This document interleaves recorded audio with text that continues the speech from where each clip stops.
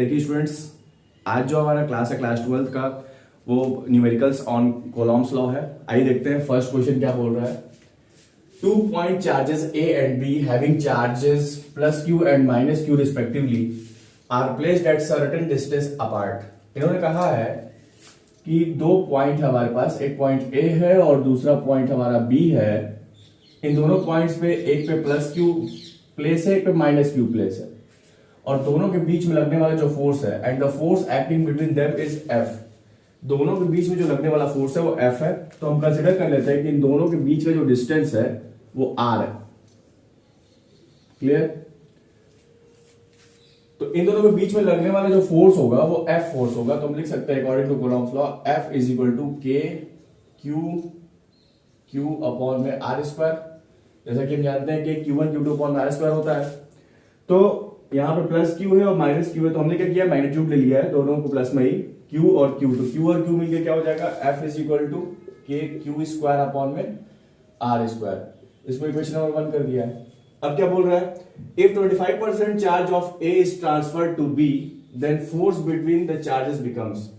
कह रहा है कि A पॉइंट से 25% चार्ज ट्रांसफर कर दिया जा रहा है B पे, तो उन दोनों के बीच में जो फोर्स लगेगी वो कितनी होगी जब 25% चार्ज ट्रांसफर कर दिया जाता है। तो जरा ट्रांसफर करते हैं। अगर ये 100% चार्ज है तो यहां से 25% चार्ज ट्रांसफर करेंगे तो 75% ऑफ Q आएगा।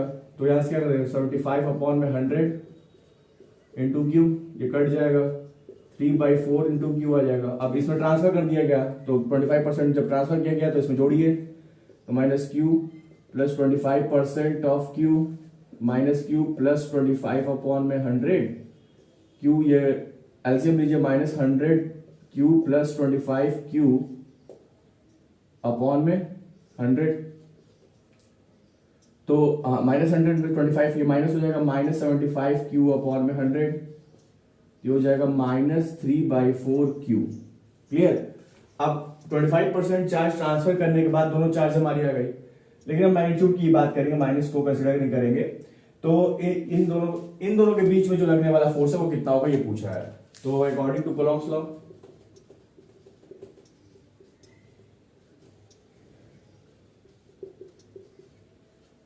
क्या हो जाएगा, दोनों के बीच में लगने वाला force F dash is equal to K। पहला चार्ज कितना है 3/4 Q, दूसरा चार्ज कितना है, मैग्नीट्यूड ही लेते हैं 3/4 Q, मैग्नीट्यूड ही लेते हैं, माइनस मैग्नीट्यूड की बात कर रहे हैं यहाँ पे। तो अपॉन में R square, F dash is equal to क्या हो जाएगा, एक काम कीजिए 3/4 को एक साइड कीजिए, Q को एक साइड कर लेते हैं, तो K Q स्क्वायर अपॉन में R स्क्वायर, ये हो जाएगा 9 अपॉन में 16। अब K Q स्क्वायर अपॉन में R स्क्वायर को हम कुछ लिख सकते हैं, K Q स्क्वायर अपॉन में R स्क्वायर को हम F लिख सकते हैं। तो आप दोनों के बीच में जो लगने वाला फोर्स होगा कितना आएगा, F dash is equal to 9 upon में 16, और इस वाले पार्ट को हम F बोल रहे हैं, तो यहाँ F हो जाएगा। This is the answer. किसी को क्लियर? किसी को कोई डाउट हो पूछिए, कमेंट सेक्शन में पूछ सकते हैं डाउट। ठीक है, नेक्स्ट क्वेश्चन पे चलते हैं। देखिए जो नेक्स्ट क्वेश्चन है हमारा वो है 5 point charges each of charge plus Q are placed on 5 vertices of a regular hexagon of side L. Find the resultant force of a charge minus Q placed at the center of the hexagon. एक hexagon दिया हुआ है और इसमें vertices पे 5 vertices पे plus Q charge place कर दिए गए हैं और बीच में एक चार्ज प्लेस किया गया है माइनस Q। अब ये कह रहा है कि इस माइनस Q चार्ज पे जो रिजल्टेंट फोर्स लगेगा सेंटर पे वो कितना होगा, ये पूछा हुआ है। Find the resultant force on a charge minus Q placed at the centre of the hexagon. तो बताइए इस पे माइनस Q पे जो रिजल्टेंट फोर्स होगा कितना लगेगा, ये पूछा है। उम्मीद करूंगा क्वेश्चन समझ में आ गया होगा आप लोगों को। अब यहाँ पे इसको सॉल्व कैसे करना है, अप्रोच क्या रहेगी, हम देखेंगे कि ये माइनस Q चार्ज है और इसके कुछ डिस्टेंस पे कितने चार्जेस है। तो उसको देखने से पहले हम यहाँ पे कंसीडर कर लेते हैं कि जो हेक्सागन के साइड्स होते हैं वो तो हम जानते हैं कि इक्वल होते हैं। तो हम मान लेते हैं कि साइड ये L हो गया, इसका भी साइड L, अगर इसका ये L साइड से तो ये भी L होगा, ये भी L होगा, ये भी L होगा, ये भी L होगा, क्योंकि साइड्स जो होते हैं हेक्सागन के वो इक्वल होते हैं। दूसरा, सेंटर से और कॉर्नर तक का जो डिस्टेंस है वो भी आपका सेम होता है, तो उसको भी हम L ही मान लेते हैं, L कंसीडर कर लेते हैं। ठीक है। अब दूसरी बात, माइनस क्यू और प्लस क्यू के बीच में जो फोर्स लगेगा वो कैसा फोर्स होगा? तो जानते हैं कोलम्बियन फोर्स अट्रैक्टिव या रिपल्सिव फोर्स होगा। तो अगर ये माइनस क्यू ये प्लस क्यू है तो कौन सा फोर्स लगेगा? अट्रैक्टिव फोर्स लगेगा। ये माइनस क्यू ये प्लस क्यू है तो अट्रैक्टिव फोर्स लगेगा। प्लस और माइनस के बीच में अट्रैक्शन होता है, तो Q plus minus Q plus Q के बीच में फोर्स इस साइड लगेगा, माइनस क्यू प्लस क्यू के बीच में फोर्स इसके अपोजिट साइड मतलब इधर लगेगा। तो देखो यहां पे माइनस क्यू प्लस क्यू के बीच में जो फोर्स लग रहा है इस साइड में लग रहा है और यहां पे इस साइड में लग रहा है, दोनों आपस में अपोजिट है, तो दोनों फोर्स आप पे इक्वली लगेंगे क्योंकि यहाँ पे भी प्लस क्यू है यहाँ पे भी प्लस क्यू है। दोनों फोर्सेस क्या हो जाएंगे आपके? कैंसिल आउट हो जाएंगे, इक्वल एज अपोजिट है। इन द सेम वे अगर ये माइनस क्यू या प्लस क्यू है तो यहाँ पे लगने वाला फोर्स ऊपर के साइड में और ये माइनस क्यू प्लस क्यू यहाँ पे लगने वाला फोर्स उसके नीचे के साइड में। ये भी दोनों फोर्स यहां से यहां इन दोनों के बीच में लगने वाला फोर्स और इन दोनों के बीच में लगने वाला फोर्स इक्वल एंड अपोजिट है, दोनों आपस में कैंसिल आउट हो जाएगा। अब बचा हमारा ये प्लस क्यू और ये माइनस क्यू। अब यहाँ पे तो कोई फोर्स है नहीं कि जो कैंसिल आउट करेगा, सॉरी यहाँ कोई चार्ज तो है नहीं जो कैंसिल आउट करेगा। तो अब इन दोनों के बीच में लगने वाला फोर्स कितना होगा? सिंपली वही बताना है, क्वेश्चन बहुत आसान है ना। अकॉर्डिंग टू कॉलम्स लॉ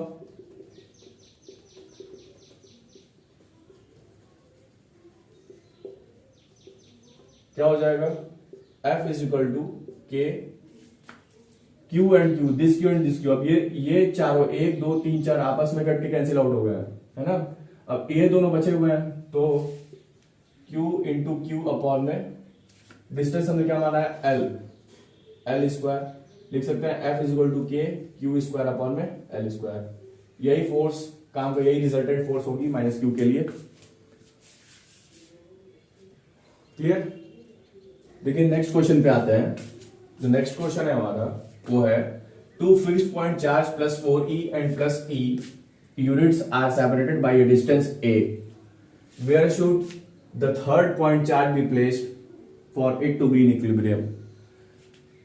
कह रहा है कि हमारे पास दो फिक्स्ड पॉइंट चार्जेस हैं, तो एक पॉइंट यहां कर देते हैं एक पॉइंट यहां कर देते हैं और दोनों के बीच का जो डिस्टेंस जो सेपरेटेड है वो कितना है? a, तो plus 4e and plus e। Alright, अब कह रहा है कि थर्ड पॉइंट चार्ज कहां प्लेस किया जाए कि वो इक्विलिब्रियम में हो। तो देखिए इक्विलिब्रियम में होने के लिए जो नेट फोर्स है वो 0 होना चाहिए। इक्विलिब्रियम में दोनों तरफ से फोर्स आपकी बराबर लगनी चाहिए, तभी वो एक जगह स्टेबल हो पाएगा चार्ज, जो थर्ड चार्ज हम प्लेस करेंगे। तो जो चार्ज हम प्लेस करेंगे, मानते हैं प्लस क्यू चार्ज प्लेस करते हैं, तो अगर प्लस क्यू चार्ज प्लेस करते हैं, ठीक है, क्यू चार्ज ये प्लस है ये भी प्लस ये भी प्लस, तो रिपेल करेगा, ये भी प्लस ये भी प्लस रिपेल करेगा, है ना। तो सबसे ज्यादा रिपेल कौन करेगा? प्लस 4 ही रिपेल करेगा। इससे अधिक रिपेल करेगा ये अधिक रिपेल करेगा। किससे? इससे अधिक रिपेल करेगा ये वाला। क्यों? क्योंकि इसका मैग्नीट्यूड ज्यादा है, प्लस 4 ही है। तो जब ये ज्यादा रिपेल करेगा तो कहीं ना कहीं इक्विलिब्रियम स्टेट जो है इस साइड में ही मिलेगा, क्योंकि इसका पावर तो कम है, इसका मैग्नीट्यूड कम है। तो ये जो प्लस क्यू है हम यहाँ इधर कहीं बनाते हैं, प्लस क्यू जो है या क्यू जो है यहाँ इस साइड में कहीं मिलेगा, क्योंकि इसका मैग्नीट्यूड ज्यादा है, ये रिपेल ज्यादा करेगा, ये रिपेल कम करेगा। तो कंसिडर कर लेते हैं कि इसका रिपल्शन ज्यादा होगा, इसका रिपल्शन कम होगा, कहीं इस पॉइंट पे किसी एक जगह पे इक्विलिब्रियम स्टेट हमको प्राप्त होगा उस चार्ज के लिए, थर्ड चार्ज के लिए। तो यहां से यहां तक का डिस्टेंस हम कंसिडर कर लेते हैं x है। ऑलराइट, तो अब यहां पे जो हमारे तो अप्रोच क्या रहेगी यहां पे हम लोगों की, तो जो अपना according to Coulomb's law, according to Coulomb's law for charges to be in equilibrium,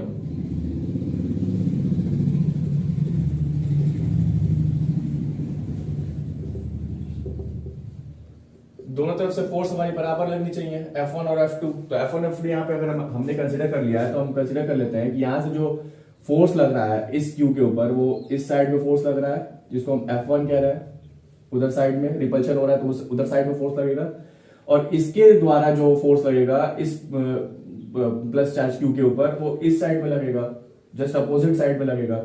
तो इधर आपका फोर्स लगेगा, इसको हम कह देते हैं F2। तो F1 F2 तो इक्विलिब्रियम में तभी रहेगा जब F1 F2 क्या होगा, बराबर होगा फॉर इक्विलिब्रियम। तो F1 इक्वल टू F2 बराबर होना चाहिए। तो अगर हम लिखें यहाँ पे इन दोनों के बीच, इसके और इसके बीच में जो लगने वाला फोर्स होगा वो क्या कितना होगा, K Q1 Q2, तो this charge and this charge, तो 4E Q अपॉन में x square is equal to, अब इन दोनों के बीच में लगने वाला जो फोर्स होगा वो K E Q अपॉन में इन दोनों के बीच का डिस्टेंस कितना होगा, यहाँ ये x है ये a है, तो ये डिस्टेंस हो जाएगा a माइनस एक्स का होल स्क्वायर। ऑलराइट, अब यहां से कुछ कटाइए, वैल्यू निकालिए। तो यहाँ पे अगर इसको हम कटाए क्या कट जाएगा, k से k कट जाएगा, e से e कट जाएगा, q से q कट जाएगा। ठीक है, क्या बचेगा हमारा, इसको इधर कर दीजिए, इसको इधर कर दीजिए, तो हो जाएगा 4a माइनस एक्स का स्क्वायर इक्वल टू एक्स का स्क्वायर। ये कितना हो जाएगा, रूट ओवर कर दीजिए, तो रूट ओवर हो जाएगा तो 2a minus x is equal to x हो जाएगा। मल्टीप्लाई कीजिए 2a minus 2x is equal to x हो जाएगा। इधर भेजिए 2a is equal to x plus 2x, 2a is equal to 3x and x की वैल्यू निकालनी है, तो x is equal to 2a upon में 3 इतने डिस्टेंस पे प्लेस किया जाएगा, तो चार्ज इक्विलिब्रियम स्टेट में रहेगा। क्लियर, वो है 2 point charges of 2 microcoulomb and plus 6 microcoulomb repel each other with the force of 12 Newton. ये कह रहा है कि हम मान लेते हैं दो चार्जेस Q1 एंड Q2 मान लेते हैं, दोनों के ऊपर चार्जेस दिए हुए हैं plus 2 microcoulomb and this is plus 6 microcoulomb, repel each other with the force of 12 Newton. दोनों के बीच में जो फोर्स लग रहा है वो 12 न्यूटन का फोर्स लग रहा है, तो इन दोनों के बीच का डिस्टेंस हम r कंसीडर कर लेते हैं, और जो फोर्स इसमें एक्ट कर रहा है वो 12 न्यूटन का फोर्स एक्ट कर रहा है। तो अकॉर्डिंग टू कोलॉम्स लॉ क्या जानते हैं, तो यहां पे दिया हुआ है Q1 is equal to plus 2 microcoulomb, Q2 is equal to plus 6 microcoulomb. तो इसको कोलॉम में चेंज कीजिए, तो Q1 is equal to 2 into 10 power minus 6 coulomb हो जाएगा, Q2 is equal to 6 into 10 power minus 6 coulomb हो जाएगा। अकॉर्डिंग टू कोलॉम्स लॉ क्या, F is equal to K Q1 Q2 upon में R स्क्वायर, तो F कितना है 12 है, is equal to K 9 into 10 power 9 into Q1 कितना है 2 into 10 power minus 6 into Q2 कितना है 6 इंटू 10 पावर माइनस 6 अपॉन में R स्क्वायर उस तरह से रखते हैं। ठीक है, नेक्स्ट इसको कुछ इक्वेशन कर देते हैं 1।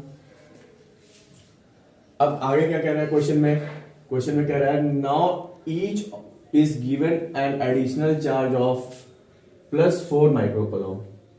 तो दोनों में प्लस 4 माइक्रोकूलम एडिशनल चार्ज दे दिया जा रहा है।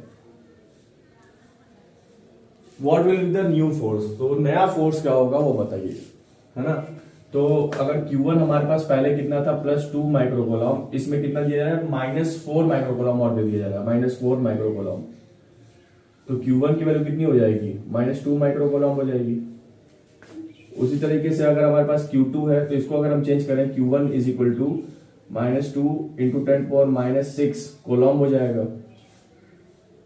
तो ये क्या निकल जाएगा, ये Q डैश निकल जाएगा, Q1 से Q डैश निकल जाएगा, Q1 डैश निकल जाएगा। क्यों, क्योंकि इसमें एडिशनल चार्ज दे रहे हैं इसलिए हम Q1 डैश बोल रहे हैं इसको। नेक्स्ट इसमें भी हम देंगे, तो Q2 is equal to plus 6 है, इसमें माइनस 4 और ऐड कर, कितना माइनस 4 है, माइनस 4 और ऐड कर दे रहे हैं माइक्रोकूलम। तो हम क्या करेंगे, Q2 डैश की वैल्यू कितनी हो जाएगी, प्लस 2 माइक्रोकूलम हो जाएगी। तो Q2 dash is equal to हो जाएगा 2 इंटू 10 पावर माइनस 6 कोलॉम हो जाएगा, है ना। तो किसकी वैल्यू आ गई, Q1 डैश की वैल्यू आ गई और Q2 डैश की वैल्यू आ गई। अब इसको हम रखते हैं नया फोर्स निकालने के लिए, न्यू फोर्स निकालना है। अगेन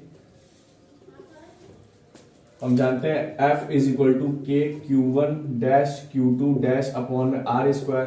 तो F इज इक्वल टू हो जाएगा K 9 into 10 power 9 into Q1 की वैल्यू कितनी है, Q1 डैश की वैल्यू कितनी है, ये हो जाएगी -2 इंटू 10⁻⁻6 इंटू 2 इंटू 10⁻⁻6 अपॉन में R²। अब नया फोर्स निकालना है, तो एक काम करते हैं, इसको इक्वेशन नंबर 2 1 और 2 को डिवाइड कर देते हैं। जैसे ही 1 और 2 को डिवाइड करेंगे न्यू फोर्स आ जाएगा हमारा। तो डिवाइड करते हैं, डिवाइडिंग F अपॉन में 12 कर लेते हैं। तो F की वैल्यू कितनी है, F की वैल्यू ये हो जाएगा 9 into 10⁻9 into -2 into 10⁻6 into 2 into 10⁻6 upon में R² अपॉन में this 9 into 10⁻9 into 2 into 10⁻6 into 6 into 10⁻6 upon में R²। तो क्या हो जाएगा, R² से R² रिमूव हो जाएगा, इससे ये रिमूव हो जाएगा, देखिए सब रिमूव होगा आपका है? इससे ये रिमूव हो जाएगा, इससे ये रिमूव हो जाएगा, 2 से 2 रिमूव हो जाएगा। ऑलराइट, क्या बचेगा, -2 अपॉन में 6 बचेगा। तो अगर यहां देखा जाए, यहाँ पे अगर मैं यहाँ पे करूं तो क्या आ जाएगा, यहां से F अपॉन में 12 यहां से आ जाएगा इज इक्वल टू -2 अपॉन में 6 आएगा यहाँ पे। इसको इधर भेजिए, F is equal to -2 upon में 6 इंटू 12, ये कितना हो जाएगा 2। तो जो फोर्स निकलेगा हमारा F is equal to -4 newton निकलेगा। This is the new force, यही आपका न्यू फोर्स। क्लियर। देखिए नेक्स्ट क्वेश्चन क्या है, आगे देखते हैं। A charge Q is placed at centre of the line joining two equal charges Q। तो दो इक्वल चार्जेस यहां पे लिए गए हैं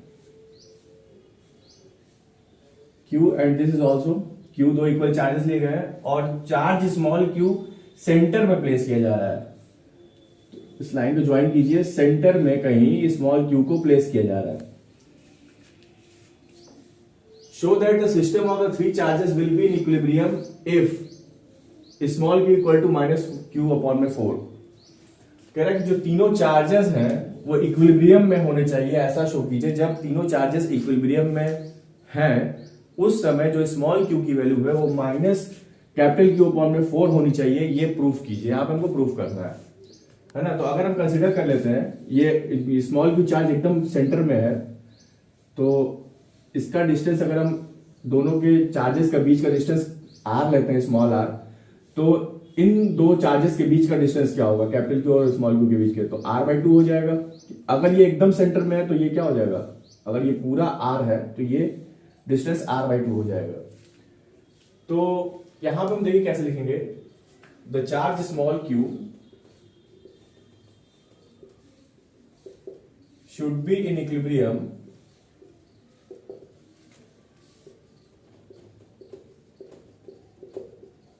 एट द सेंटर।